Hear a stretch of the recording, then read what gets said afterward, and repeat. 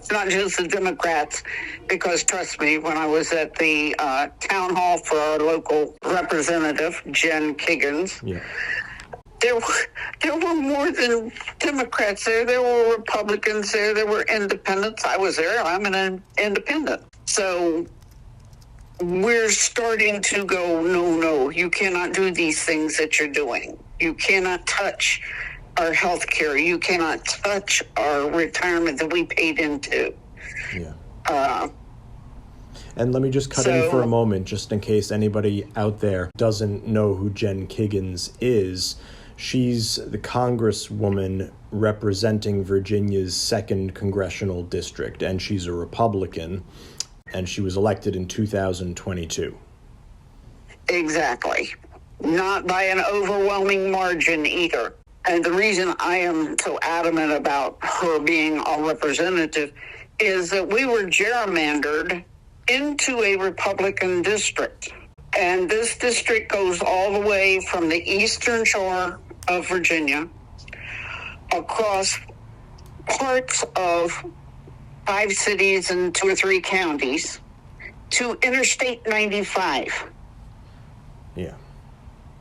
It's about a 2-hour drive from where I live, or from the eastern shore, all the way to Emporia, Virginia. Okay. And that's where District 2 covers a huge swath of that. And since I've lived in this house since 1987, I have been put in multiple districts. They just keep redrawing it. And 1 minute I'm in a gerrymandered district with Bobby Scott, who is a Democrat. And that district went all the way from the Tidewater area all the way to Richmond. Okay. Which is another 2-hour drive.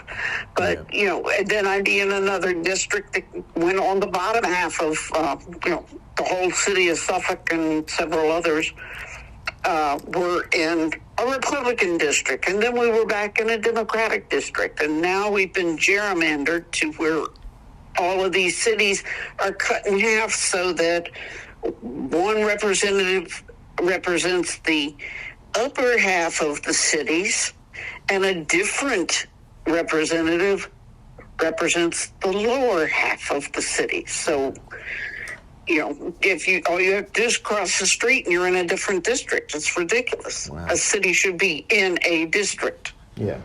Not split into 2 or 3. So, as I said, have not been real thrilled with what's going on, and we're not.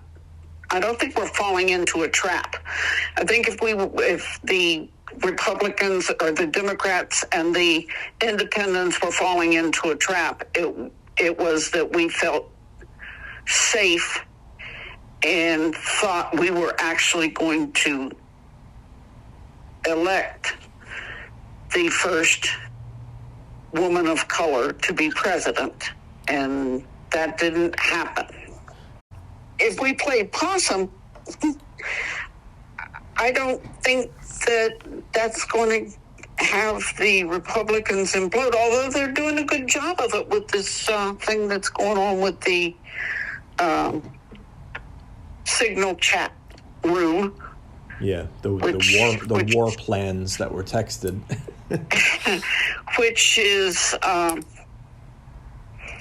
if an active duty military person discussed that information on Signal and got caught, they would be relieved of duty, put on administrative leave without pay. They would then be court-martialed under the UMJ and most likely end up under the jail, spending a little time in Leavenworth. Well, it wasn't classified information. Yes, it was. One of the people that was on that chat was in Moscow at the time, really using their personal phone in Moscow. Another one was in another country, really. So it's a big deal. And I think that, they're doing stupid things and they're imploding, but Teflon Don there is not involved, and he's going to just kind of let it slide and keep letting Elon be the de facto president of the United States. I digress and I wonder. Yeah. And I don't mean I wander. I just wonder what were people thinking. Right. But I'm going to go down a rabbit hole here. Now, I keep up to date on pretty much what's being said and what's done at rallies. Oh, yeah. And not just Trump's rallies. I mean, lots of rallies. So I'm sitting here right before the inauguration, and here's Trump talking at his pre-inauguration rally, and he says, "Thank you, Elon. Come on up here, Elon. He's really smart. He knows a lot about those voting computers." Mm-hmm. And he alluded to something about Pennsylvania and the voting computers. For want of a conspiracy theory, I'm wondering if the richest man in the world has figured out how to manipulate voting machines in swing states, because I don't see any way that Trump won every single swing state. But, I don't think anything's been researched on that, but it niggles at me and makes me wonder, when Trump has also said, first off, why would you vote for him if he said this? I don't care about you, I just care about your vote. And he then said, I want you to vote for me this last time because you won't have to ever vote again. I'm in that rabbit hole, but that's as much as I'm going to say about it. I just have a niggling feeling I don't trust voting now, and that was the exact thing that he wants to cause you not to trust voting again. But at any rate, I digress, and I'm down that rabbit hole. And no, we cannot play possum. We got to fight back.